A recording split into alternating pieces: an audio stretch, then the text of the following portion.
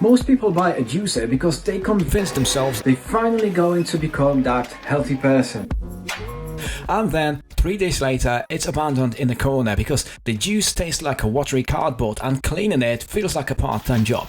So if a machine like this is going to earn space on your kitchen counter, it needs to do more than pretend to be healthy. It needs to do something that your blender simply can't. This is a 250 watt vertical slow juicer, and unlike those high-speed centrifugal machines that sound like aircraft engines and spray foam everywhere, this works more like a torque machine. Instead of spinning on insane RPMs, it slowly crushes ingredients through a heavy auger system to extract the juice with very little noise. First thing we did was a quick unboxing.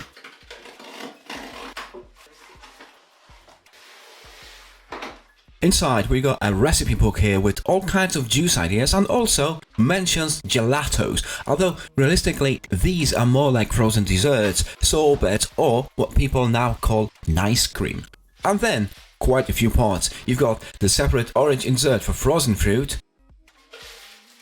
the hopper, the pusher, juice and pulp containers, and then the main bowl assembly. Inside that, the auger, the strainer and the strainer wiper. Then, finally, the main body of the juicer itself. So yes, this definitely falls into the category of looks slightly intimidating before you assemble it once. And they even include a little cleaning brush, which feels optimistic if you forget to wash this thing straight after using it. Before using any of it though, everything needs to be properly washed first, and honestly, you should do that with any new kitchen appliance. Assembly itself is straightforward, but only if you pay attention. There's a small red alignment marker on the strainer that has to line up perfectly with the red dot on the bowl. Miss it, and the whole thing refuses to lock together.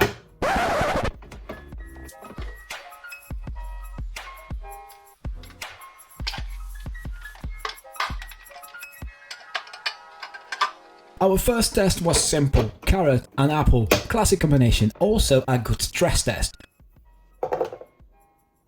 Hard root vegetables are where the weaker motors usually start complaining. We peeled and chopped everything into smaller chunks first, which by the way you absolutely should do with the machines like this, unless you enjoy hearing motors suffer.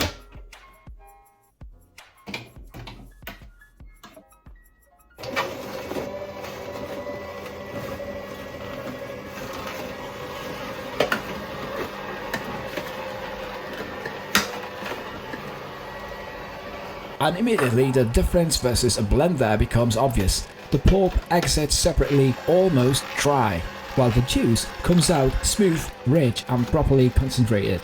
No weird foam, no violent splashing and no healthy swamp water texture. And noise levels are generally reasonable. Around 50 decibels, this is quiet enough to run in the morning without waking the entire house.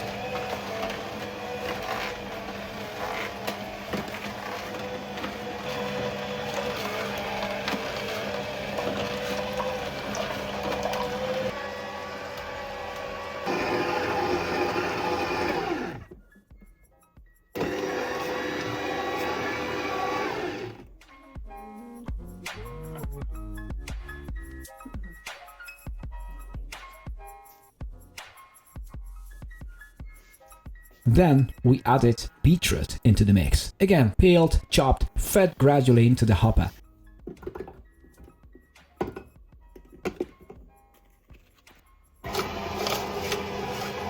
Color came out incredible, deep red, very dense, almost no visible separation, which is exactly what you want from a slow extraction system.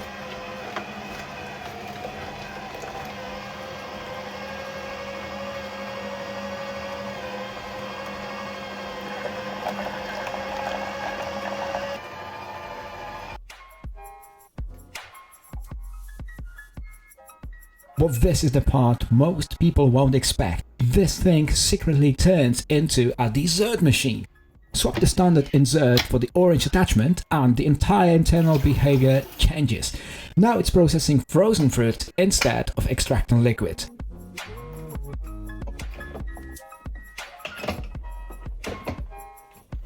we tested frozen raspberries and pineapple chunks. The raspberries went through easily. The pineapple definitely made the motor work harder.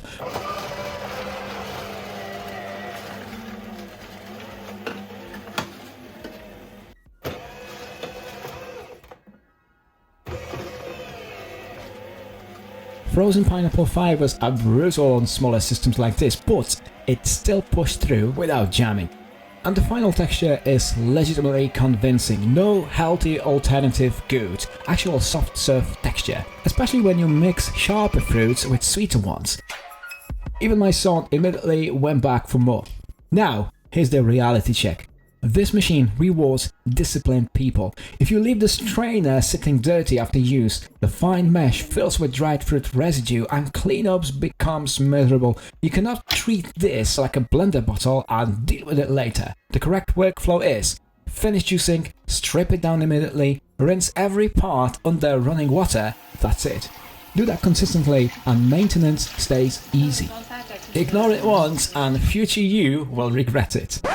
Also worth noting, none of these parts are dishwasher safe, so if hand washing instantly annoys you, this probably isn't your appliance. One thing I do appreciate though is that the machine clearly expects occasional blockages. There's a reverse mode built directly into the switch, so if pulp starts bottlenecking, run it backwards for a few seconds and the chamber clears itself almost immediately. Small detail, but generally useful in the real world use. And honestly, this machine highlights something bigger about modern kitchen appliances. For years, manufacturers chased speed.